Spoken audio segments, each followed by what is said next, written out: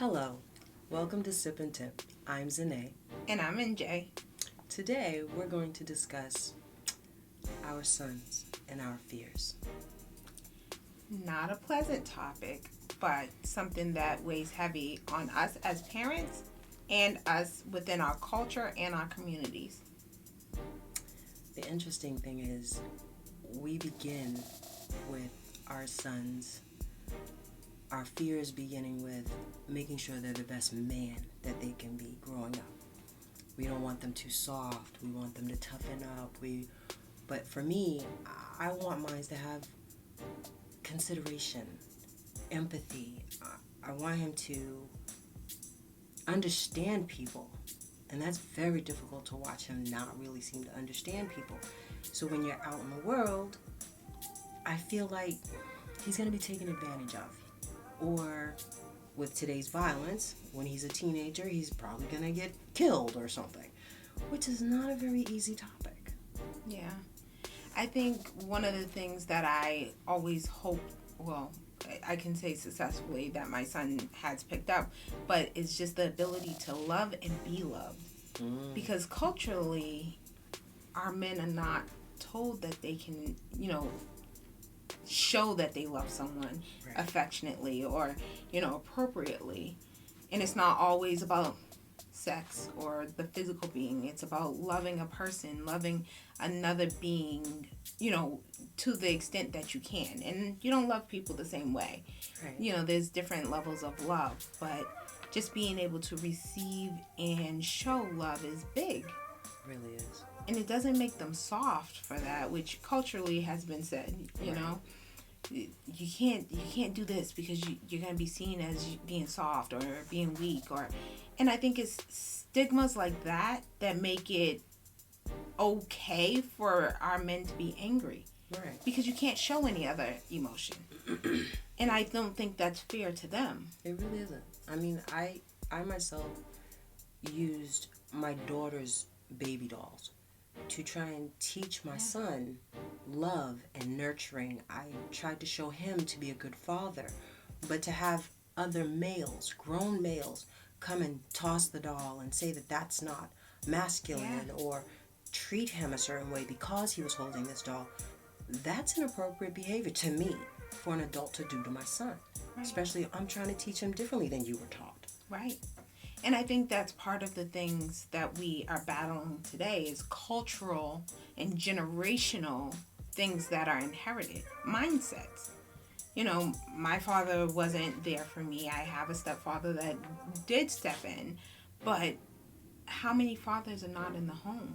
How many fathers are not involved? And, fathers don't have to be in the home to be involved, but you got to care enough and you got to know how to show love. Right. To be involved. And be a good co-parent.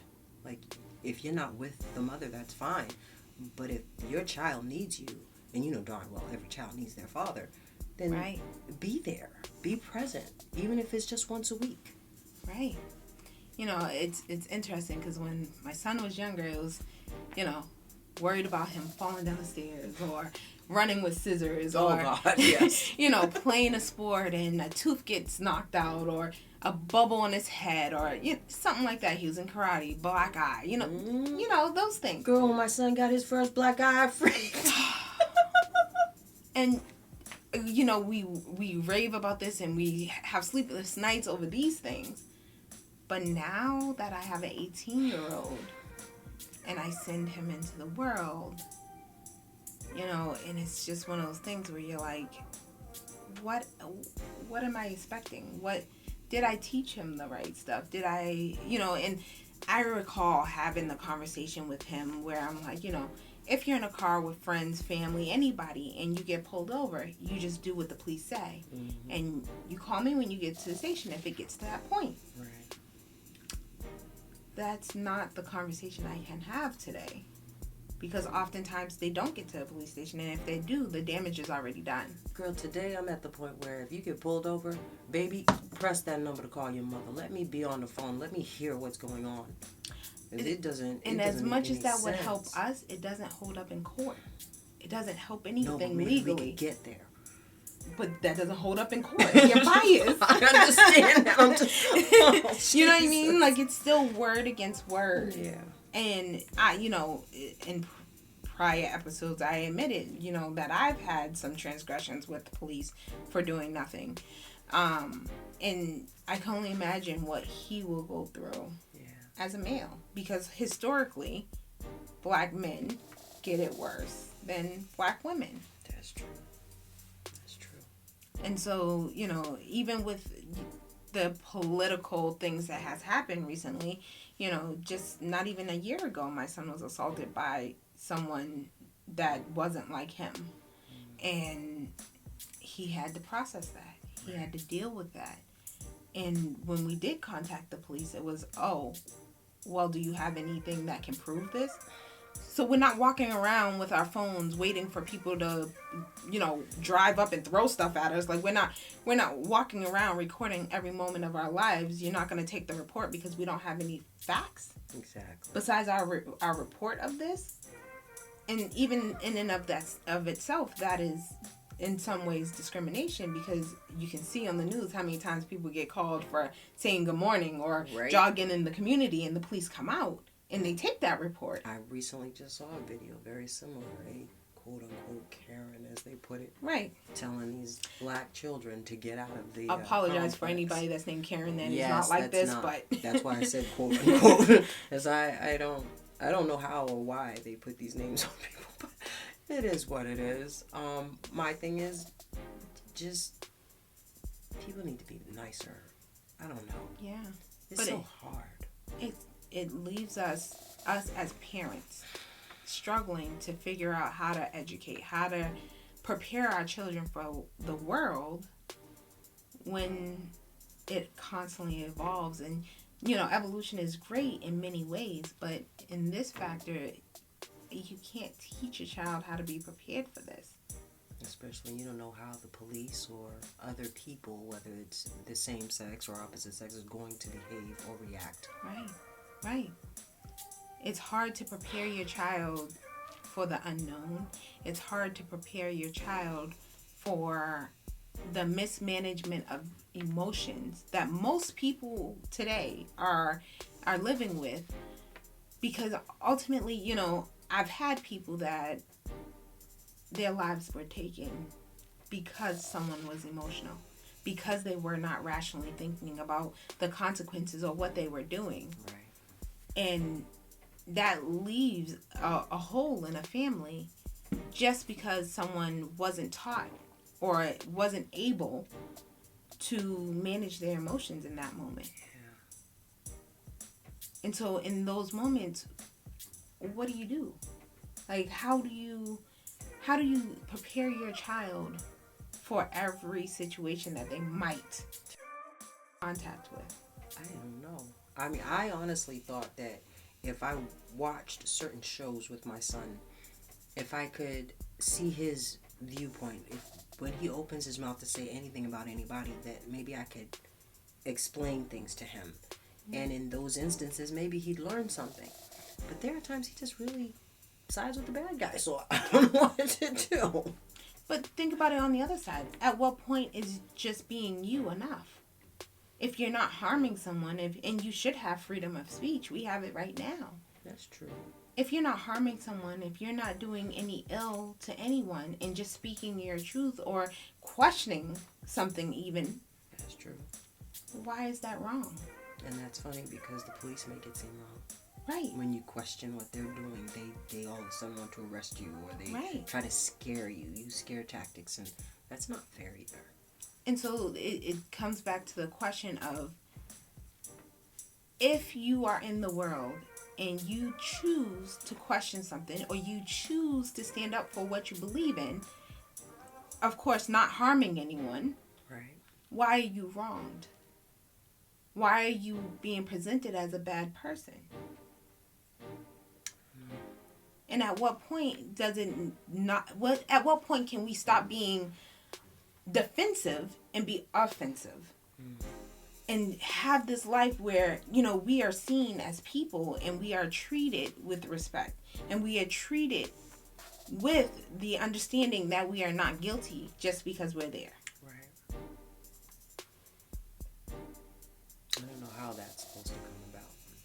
Right. I really don't. But this is one of the things that are presented and put on the backs of our sons. I mean, then you also have the other stigma where you have today's children feeling entitled to a certain amount of respect, and they didn't earn it, but they feel like, okay, but you need to earn mine too. But they just behave differently They do than they behave did when differently. we were younger. And I think there's a shift in cultural norms. And I can speak so much for what I've gone through. So from my standpoint, you know, parents believe that children shouldn't be heard, or, you know, shouldn't say anything unless spoken to, or seen and not heard. Right. All of those things. I remember being told that. And over time, we found out how detrimental that was to personality, to, you know, a lot of different things that conflicted with that. You wanted people to go out and make choices when they were older, when they got old enough to do so, but you didn't teach them how to make choices because you told them to shut up and sit down. True. Well, see, and this is the thing. I've always taught my children, if you can learn to speak to me with respect, then you can speak to anyone. But respect is subjective. Depends. Because, see, to me, it's a tone of voice. You're not going to raise your voice to me and make it seem like you're talking down to me. That's the only problem I have. You don't do that and you're speaking to me, it's fine.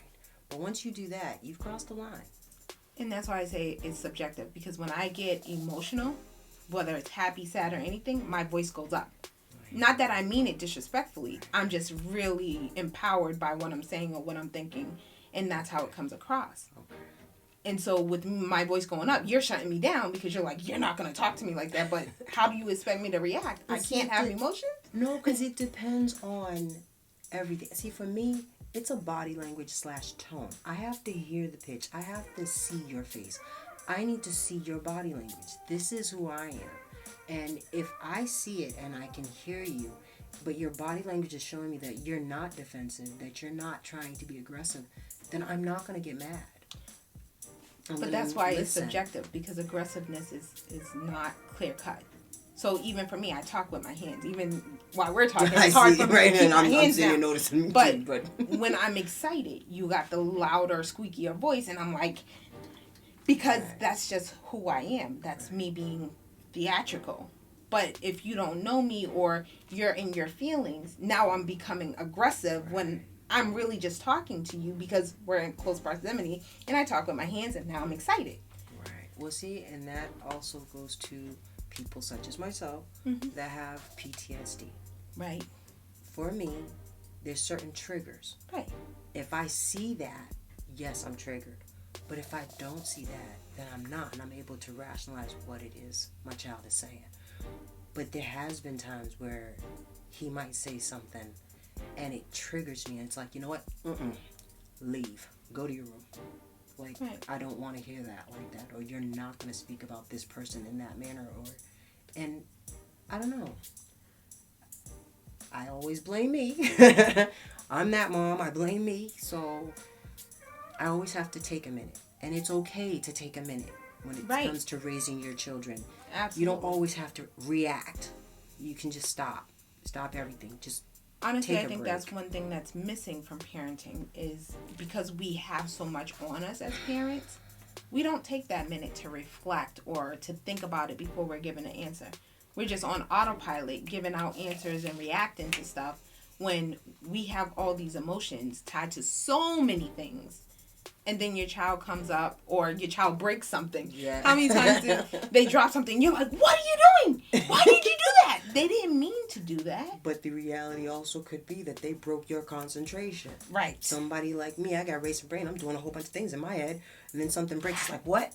And yes, I reacted. But a lot of times if I'm not, it's okay. It's different. Yeah. So, and that ties back into what our boys are facing in the world. Yes, it does. You know, something simple as walking into a store and saying hello. Whatever someone is thinking is their own thoughts. They're not aware of how you feel or what you're thinking. Right. And they're going about their day. But then when you do something, whether it's talking with your hands or gesturing, then all of a sudden it has all these meanings and all these things Yeah. that they don't know. They don't know. They don't realize that it's transferred from something as simple as maybe picking something up and, tossing it, because boys toss everything, tossing it back on the shelf. Now you're defacing property or destructing property, when in all honesty, as many boys as I've been around in early childhood, they toss everything. And that's everything turns into a game of basketball. I didn't pay attention to that, but you're right. You are right. But now you have, someone that's, objectively looking at their behavior, and they're like, oh, they're tearing up my store and they're doing this. Why? Yeah, okay, a cookie might have gotten broken, but it's a simple act of tossing things, which they do.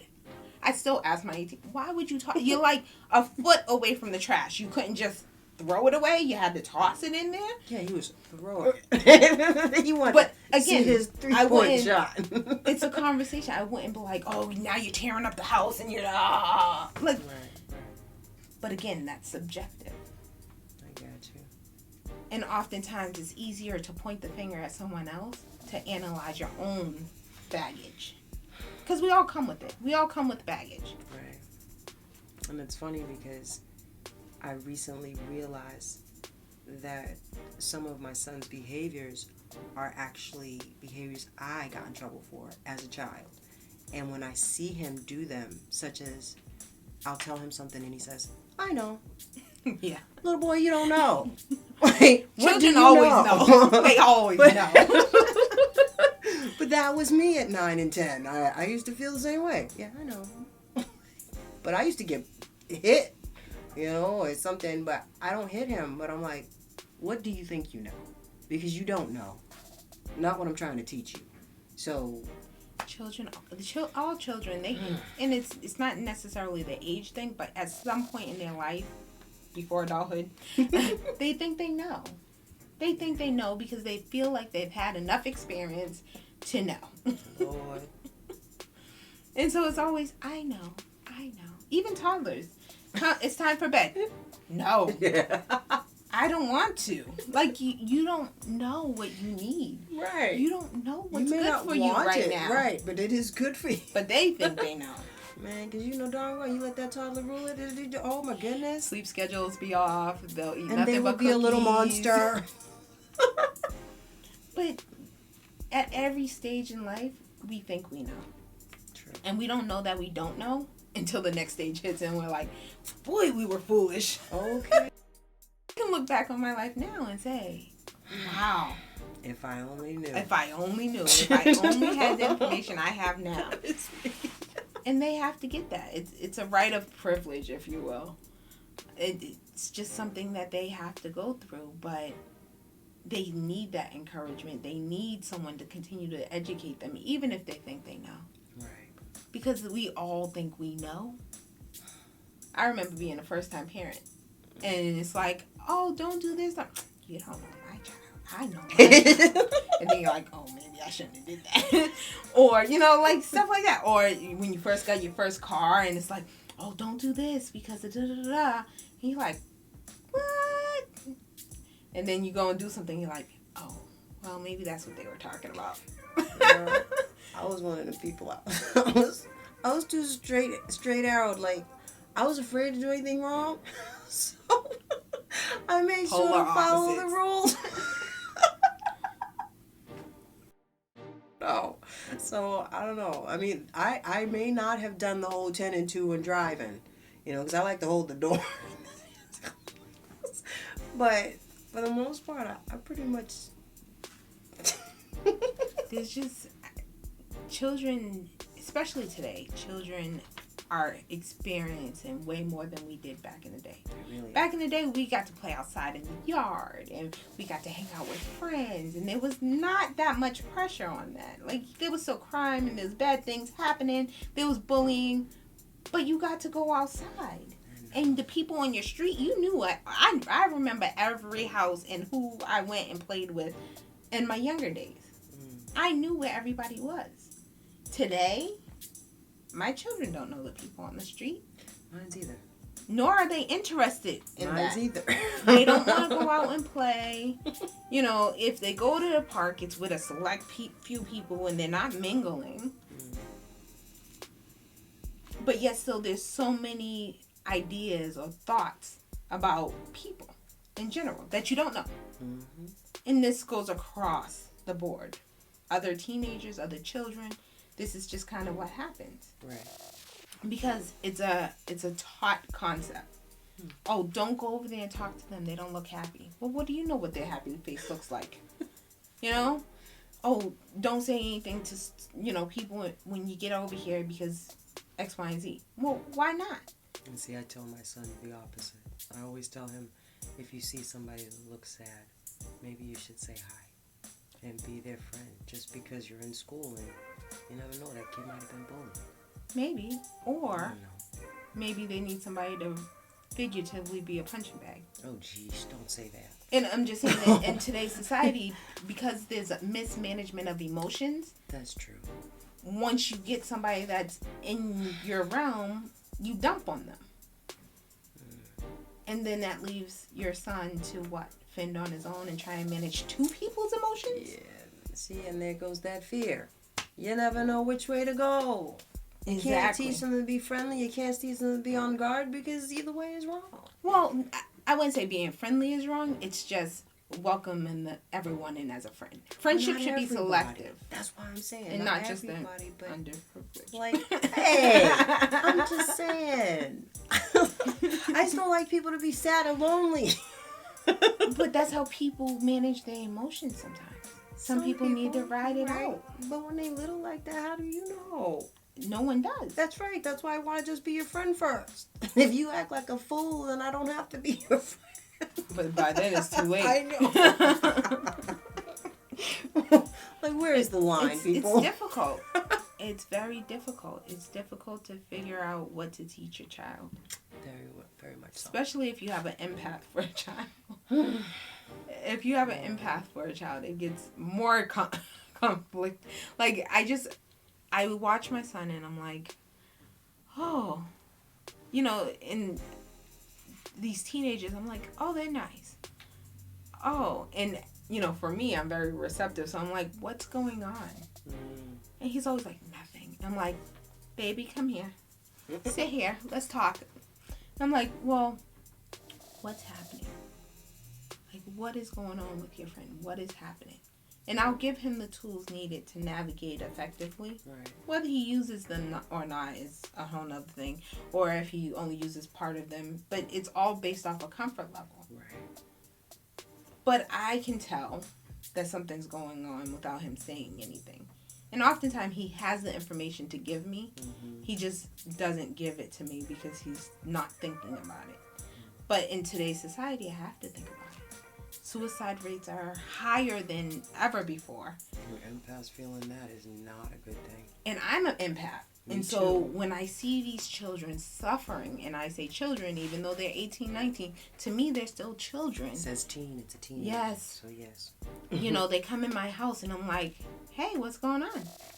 And we'll talk about it. As much as they're willing to talk about it, we'll talk about it. Because children today feel like they're on their own.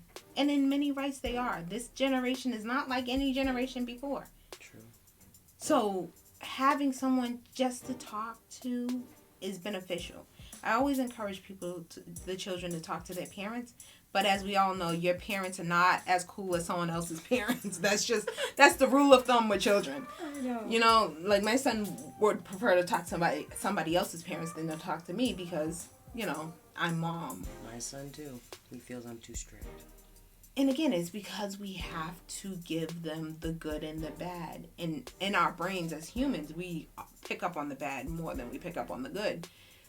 But children need someone. Right. Someone with a level head that's not going to steer them the wrong way, that they can talk to. Right. Well, for my son, it's usually his sister or her fiance, but he can talk to those two if he needs to, because I know he looks at me sometimes like a monster. And I think every child does if you're training them or educating them appropriately, because you can't always tell them the good and not the bad.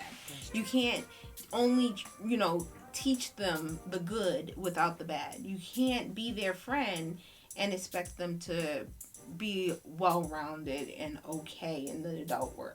It's funny you said that. I have a plaque that says, God made me your mother and love made me your friend.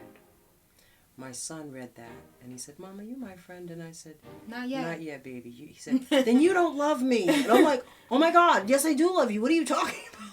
And then he pointed at the sign and I'm just like, little man, listen. Yeah. Like, you've got to earn the friendship role, okay? You've got to learn to be responsible, obedient. You've got to do as you're told. You can't just be my friend and talk to me like I'm one of these 9 or 10-year-olds. You can't do that. You've got to learn to talk to me as mom first. I hear that, and so for me, it takes a different presence in my life. Mm. For my children under the age of 18, I'm your mom. Mm. You're gonna get the structure of a mother. After 18, I can be your friend because I've already instilled everything I need to instill. I can still guide you as a friend, but you have all the skills you need to be productive. Enough, if I could talk, right? So then, yes, I love you through the whole thing, but love is what made me your friend because we got through all the lessons up until 18. Right. Not saying that I think they're grown enough to do everything in the world. Of course not. Without their parents to a degree. But they have all the fundamentals that they need to go out into the world and be the best person that they're going to be. Right. And there is a spin on things when you have somebody that, for lack of better words, is not just characteristically better than they could be. Right. And I think that comes into the psychiatric part of things. When you're dealing with someone with personality conflicts or disorders, it does become very, very difficult. I have not had the experience to live with a child or to raise a child with a personality disorder, but I can understand the difficulties that come along with that, and it just increases the fear of what a mother or what a parent will have to endure given their child is going out into the world. I think watching my daughter grow up with so many different friends and seeing the different males that call me mom still to this day, watching the various personalities and seeing what they've gone through, that also instilled a bit of fear. Yeah. I mean, because their lives weren't easy. No. So I don't know exactly how my son's gonna actually thrive to the age of 18. I mean, I'm scared. There's no cookie cutter way to tell our children, or especially our boys, how to be in society. I think the best bet is to teach them to love themselves and love others while protecting themselves. Right. Which, is very subjective, but that's the best bet that they got at this point. Okay. And with that, we'll end this episode. We pray for all of the boys, all of the sons. Yes. And we wish you well. Thank you for joining us. Don't forget to like, comment, and subscribe to Sip and Tip. And join us next week for another episode.